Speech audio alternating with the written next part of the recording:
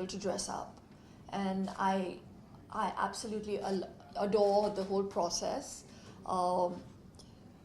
It just makes me feel very, very feminine, and I said that before. So her entire line is very wearable. I feel like getting married again, obviously to the same person. The next controversy. No, so yeah, I think it's such a special day, the day you pick for your wedding, and what you wear on that day has to be really, really special because you can't change that. So you have to be sure about the outfit you pick up. I would definitely go for something like this. Yeah. A white t-shirt. Yeah, you can wear it in the day, in the night. With ripped jeans, you can wear it with a cool pair of pants. A meeting, anything. A meeting, right? yeah. Even to the office, works. Only when your son then puts some mango ice cream on it, you're jacked. Yeah. Yeah. What does it mean to you? Same thing.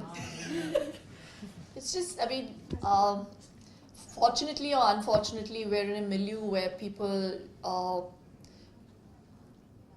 tend to copy us, or we're put in a position where we could be trendsetters and people end up becoming trend followers. So there is also that added, not responsibility, but headache that and pressure that every time you get out, you have to be impeccably dressed, or at least well put together.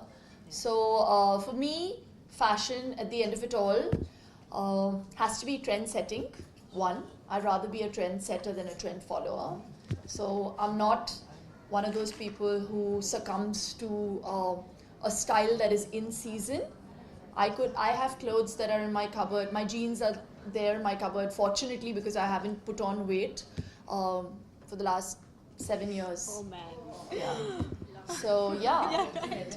Yeah. No, I have some even, I had to throw them because there was no place in my cupboard. I've had them for like 12, 15 years also. But then yeah, and they're all in fashion now. Those bell bots have come back, you know, those wide leg jeans.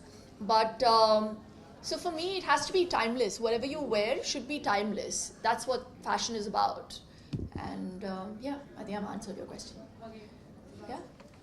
Silva ma'am. Yeah. Silva ma'am. Give me 1 minute.